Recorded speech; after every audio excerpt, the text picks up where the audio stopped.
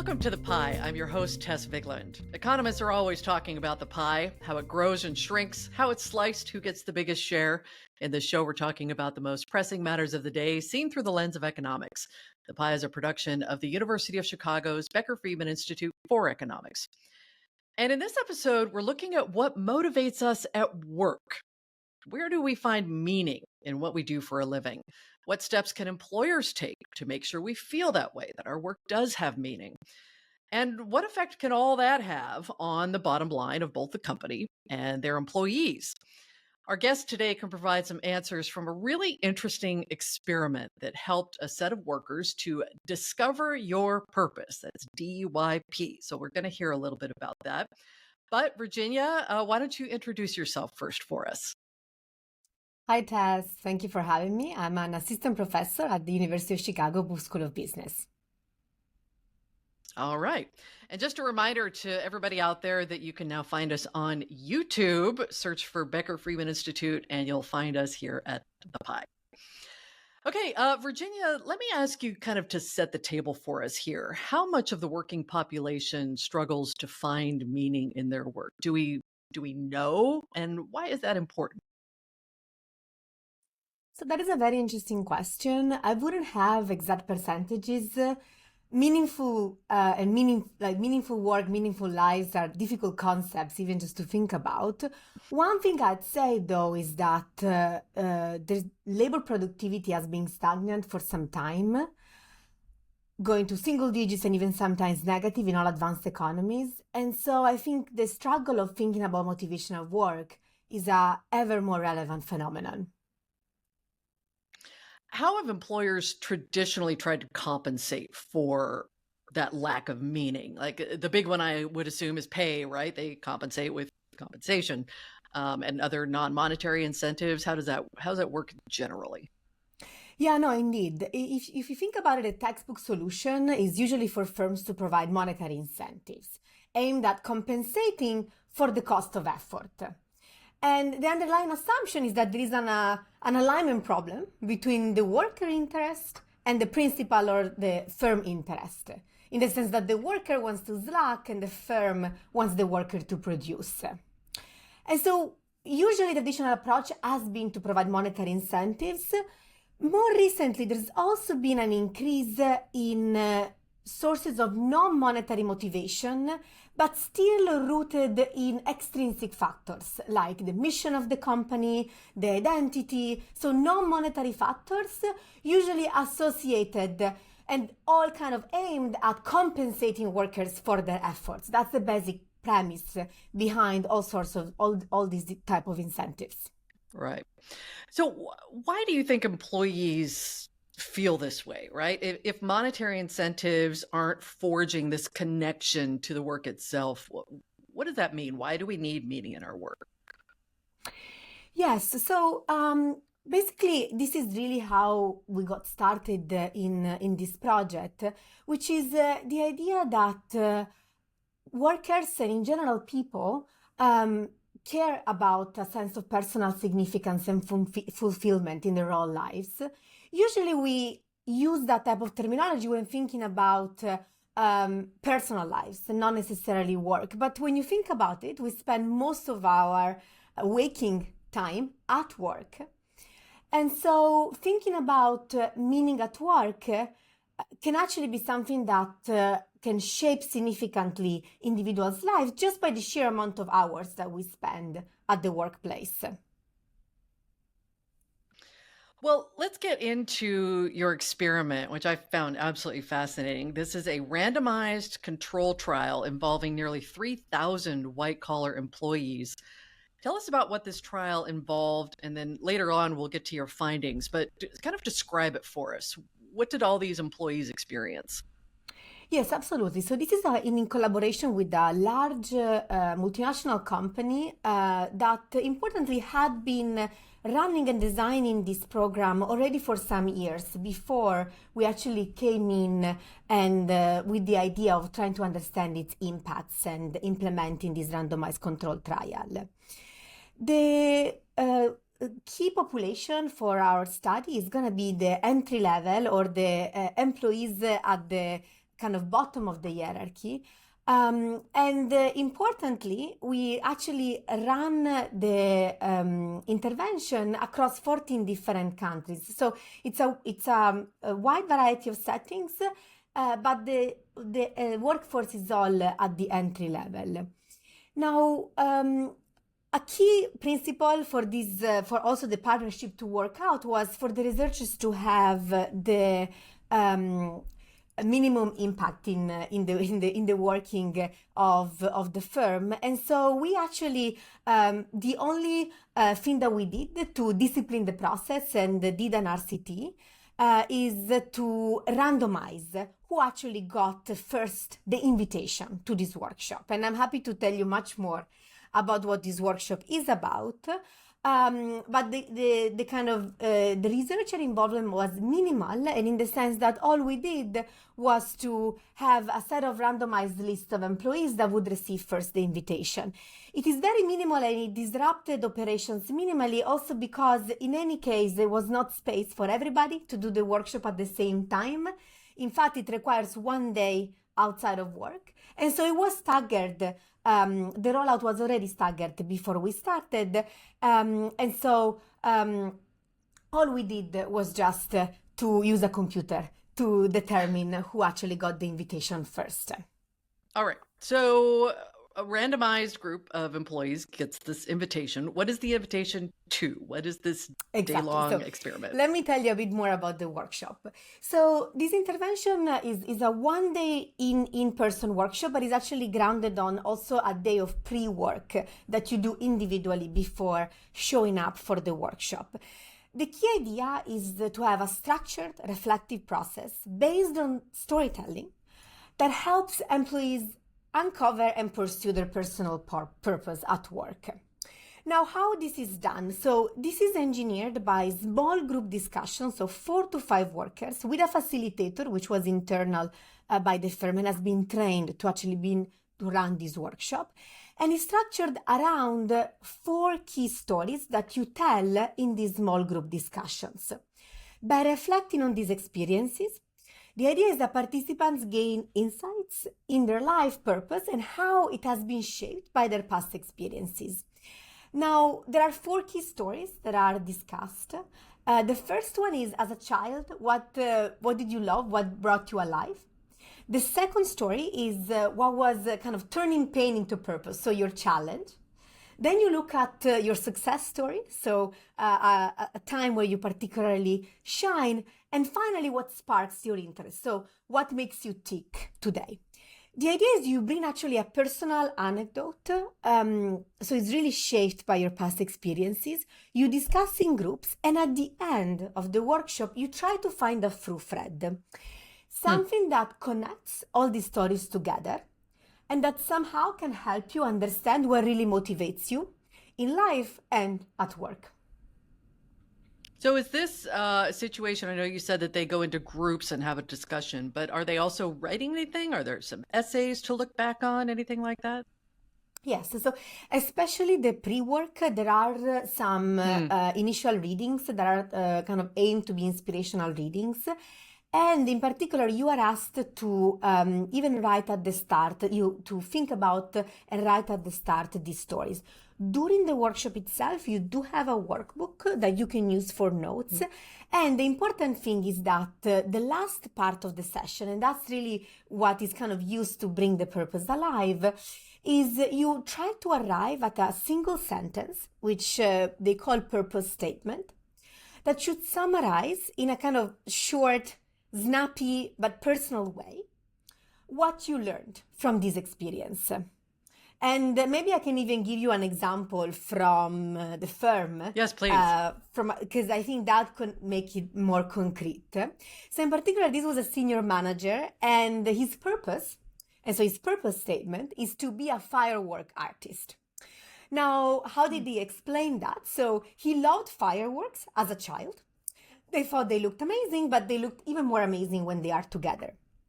Now, when he thought about his work, he hated meetings until he started to realize that putting diverse, uncoordinated people together in these meetings is like becoming a firework artist. This person is an HR executive.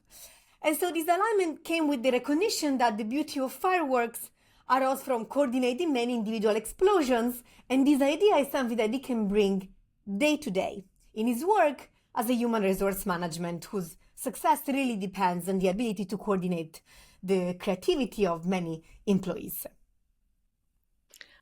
I think maybe I'll use that to change how I feel about meetings, because I don't like them either. But maybe I'll think about that as just I'm a piece of the fireworks, right? Indeed, it's a useful process for all of us, and all of the people in the research team actually did the workshop themselves, so it's definitely something I highly recommend. Interesting. And it sounds like what they're coming up with is the personal version of like the corporate mission statement. So this is very important to clarify. So this is not an intervention aimed at aligning workers to the corporate purpose, so whatever that corporate purpose is. And so in particular, that type of intervention would be really top down, because it would be starting from what the company cares about and trying to instill that in employees. Here instead, what they try to do is giving people the space to actually come up with what makes them tick and makes them feel alive in their lives. And so it's very bottom up when you think about it. Yeah, I guess I was more thinking that, the corporate mission statement, that this is kind of a personal mission statement for your work and how you feel about it. Exactly. I think that's exactly right. All right. So you have all of these people participating in this activity. How did you then go about evaluating those experiences and their impact on things like productivity, performance, even salaries? What were you looking at? Yes. So the advantage of collaborating with a large multinational, you can rely on a battery of different data sets, and these are in particular administrative data sets that the company has regardless. And so that allows us to look at a number of outcome measures. First of all, we're gonna we look at performance measured in a number of ways, and maybe then I'll tell you more when I speak about the results.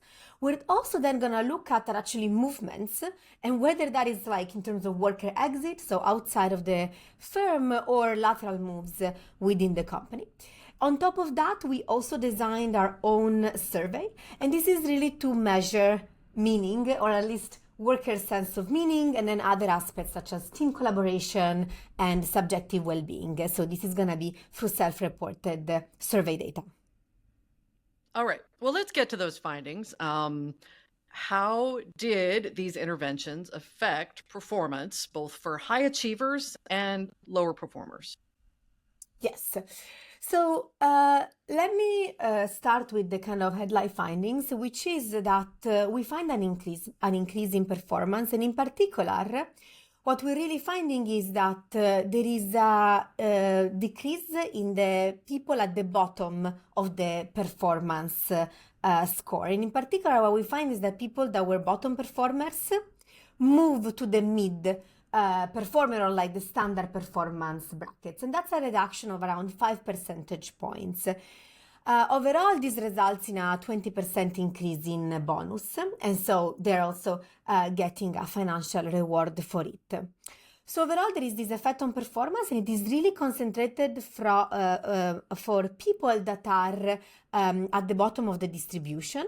I want to highlight these findings because most of the interventions that have relied on motivation and incentives usually find an interaction with the people at the top of the performance distribution. In particular, performance pay tends to improve performance, especially for people that are already great performers to start with.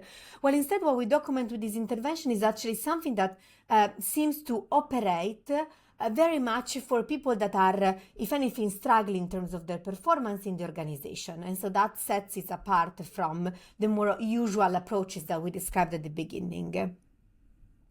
Can you talk about how that is? Like, how is it that you go through this day, being with your colleagues and talking about the meaning of work, and it affects you either one way or the other. Can you just kind of describe what that looks like? Yes, absolutely. I think the key step is indeed understanding what drives these performance results. We can broadly distinguish two main channels. One is a selection channel. So, is it actually that the workers who participated all remain in the firm, or do we find differential exits, in particular differential sorting of workers? And so the first thing that we're going to look at is, did the intervention also change worker composition? In particular, did it prompt higher exit? And the second is going to be more of a, we can call it an effort story. What I mean by that is that it's a within worker change in effort and performance on the job. So that would not rely on any change in the workforce composition. It would just be that the same worker is more productive. So we find evidence of both channels. In particular, we do find evidence of exit, which increases by 20%. And so 20% more leave. Exactly, compared to the control group. That is an important consideration. And so when we go back to the initial result of this increase in performance, 2/3 of that is driven by the exit of these employees outside of the corporation. The remaining is actually due for people who remain in the firm and are actually more motivated and more productive. And I'm happy to go back to these results when we talk about the kind of survey outcomes to try to understand a bit more what could have changed in their job. Well, tell us a little bit about that. Great. So basically what we do is to measure using psychometrically validated survey scales developed by a psychologist. We first of all try to measure meaning at work. And in particular, these are questions that really try to assess how much work feels as a chain of obligations versus feels as something that just comes natural and spontaneous. What we find is that workers in the treatment group report a higher sense of meaning at work, and they also report a higher job satisfaction as well as life satisfaction, so overall subjective well-being. Another important thing is that when thinking about companies, this is all about teamwork, and we also ask about team collaboration and in general group cohesion. And we find that those also increase, and in particular, workers feel more connected with their colleagues and with their companies. So these are things that we can think about that make you more productive, even if you kind of remain in the same job. We also find some small increases in task changes. Now, task changes are hard to measure. What we can look at is actually changes in job for these people. And we do find that there are some effects on people making kind of bigger changes in jobs in terms of functional transfers. Although these effects are much smaller compared to, for example, the exit result. So this is really mostly coming from people that they remain in their job and they find greater motivation. They're getting promotions. Would that be like a promotion to a different job, maybe even a couple of steps up? So importantly, this is important to highlight. We don't find higher rates of promotions to management. So you could think that that could be another reason why we document the higher bonus. The promotion to management doesn't increase. What we really see is either exit or these lateral moves that I was highlighting. And what about compensation? Yes, so we do find an increase in overall compensation. So these workers earn more, so there is an increase in salary. And this is actually a result that I'd like to, and in particular, so this is mostly driven by the bonus compensation. This is important because it's an intervention where the gains are also shared with the workers to some extent, in the sense that it's not only the company that necessarily benefits when you think about the share of bottom performers that decreases, but also workers seems to get some personal benefits, whether that's through compensation or through, the survey outcomes that I've highlighted before.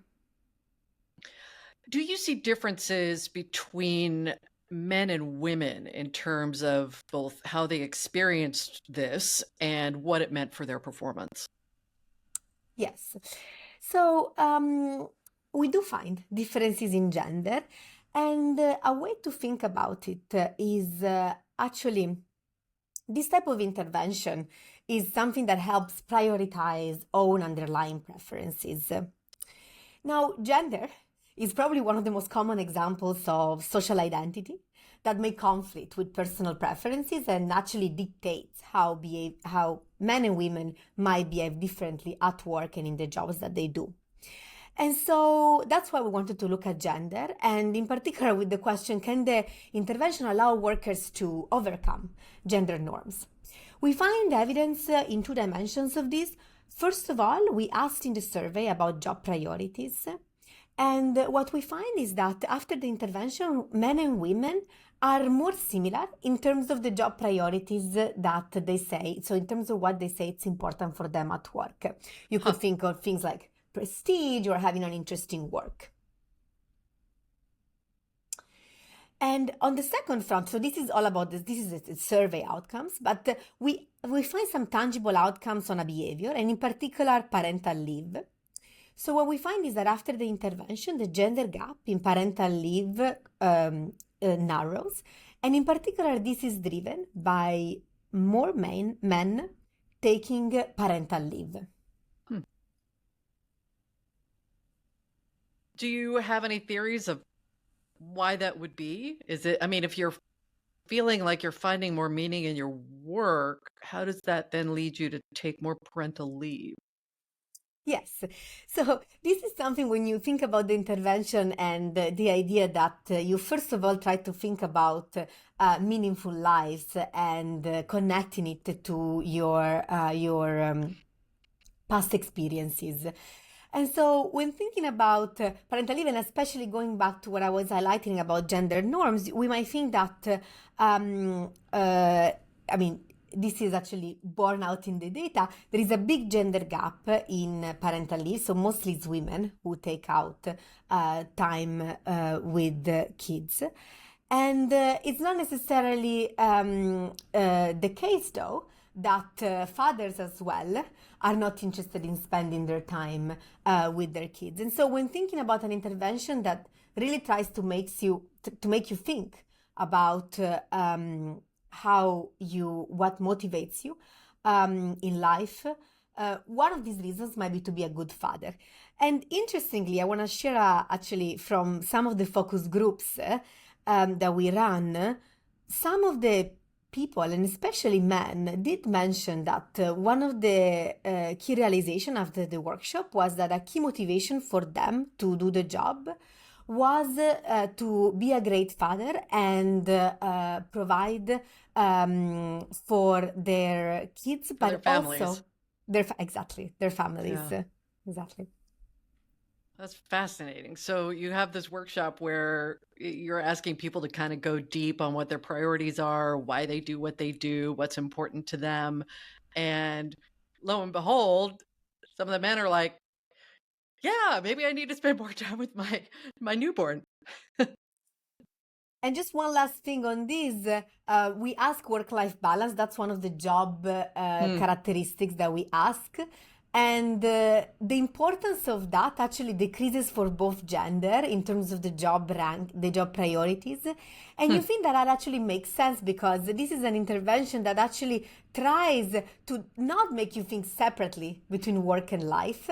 And so once you're actually aligned and you actually find meaning in your day-to-day, you no longer need to balance work and life. They are aligned to start with. So interesting.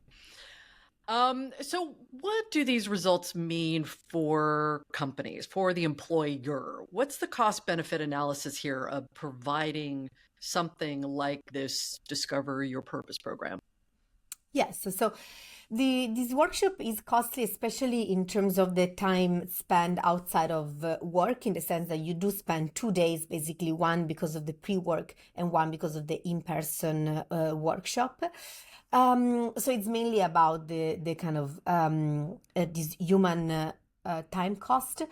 Now, if it's run internally, which is how the company does it, the intervention repays itself in 1 year, considering the benefits that arises out of workers being more productive. We also benchmark it in case for other companies to, if the firm hired consultants, obviously external consultants would be more expensive, then it would take 2 years. For the benefits to start to be recouped. But on that, what I should have probably highlighted at the beginning, we track the outcomes up to 2 years after. And so what I can tell you is that the performance gains persist at least 2 years post-intervention. So that was a single day can have effects over the next at least 2 years. That's remarkable. Indeed. And I think, again, to try to understand why it can have such persistent impacts, I think it is important to highlight the fact that it's, first of all, a very unusual experience. It's the day of the workshop itself actually creates a lot of vulnerability, and everything that is discussed in the workshop remains in the workshop. So people do remember it as a very remarkable day.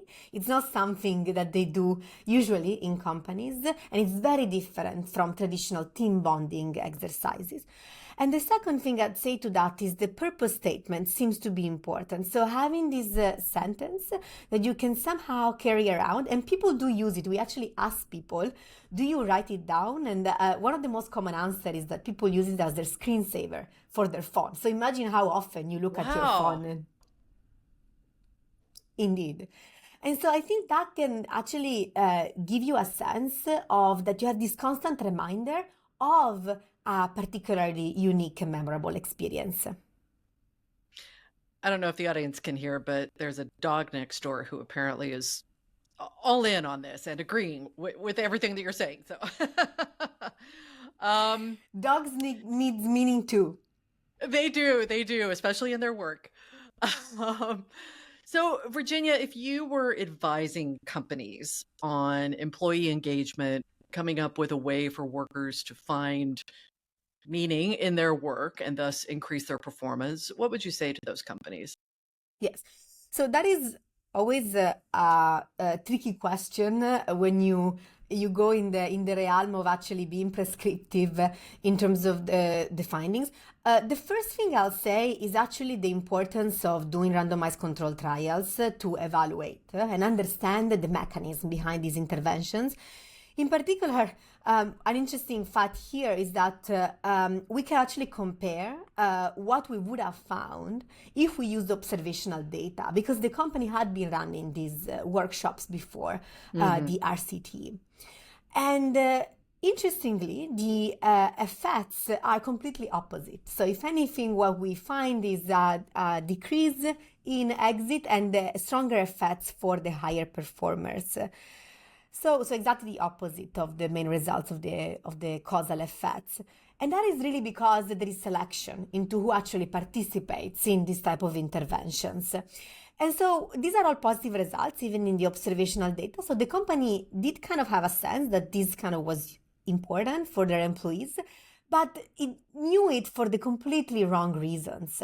And it was actually quite insightful for them to learn why it actually had such impact. So I think probably one advice for companies enable more collaborations with the researchers, and economists are definitely interested in that to really understand the impact and the mechanisms that drive that. The second thing I'd say is that it is important to have this type of interventions remain voluntary, and also actually be credible in the commitment not to use or let alone abuse, the information that could be revealed in interventions like this. Yeah, and this is extremely personal. You don't want it going outside that room. Exactly. And so not to exploit this type of initiatives to, make employees feel like manipulated widget or even kind of betrayed. And this is something that I think it should not at all be taken for granted. And there might be an important interaction between the broader firm governance structures, HR practices, and the ability to implement such programs. But definitely one thing to be said, the textbook solutions in terms of monetary pay might not be the only thing to be used. And if anything, especially with like complex work where it's becoming increasingly difficult to tie kind of individual work to the actual contribution to overall productivity, treating workers as humans and so having them engage in this type of questions can be something to think about.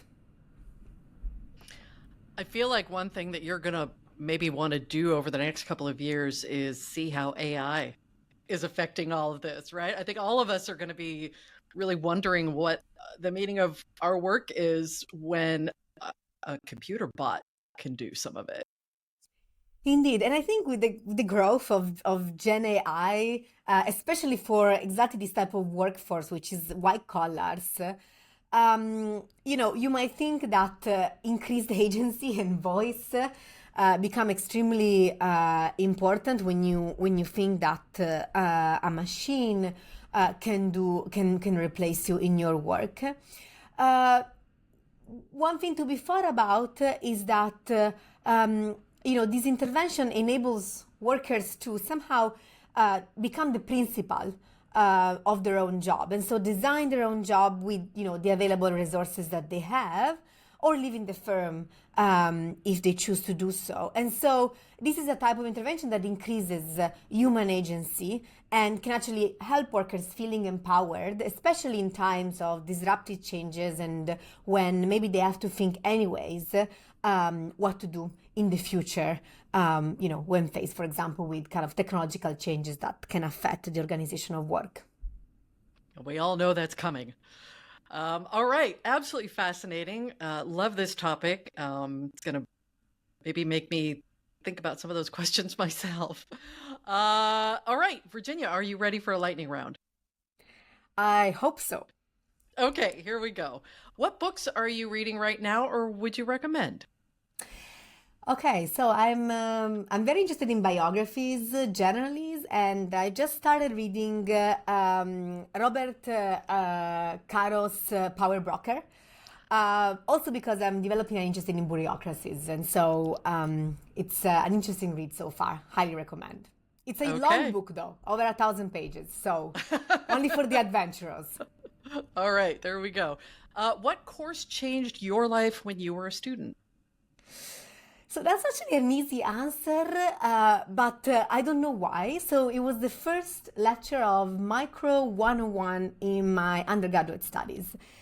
I don't know what the professor said, but after that first lecture, I decided that I actually wanted to do a PhD in economics, despite me not knowing much about academia and academic careers. So your first microeconomics class, you were like, yes, I'm going to get a PhD. I'm still in touch with that professor. Oh, wow. That's wonderful. All right. And finally, if you had to make a pie with the current contents of your kitchen, what would it be?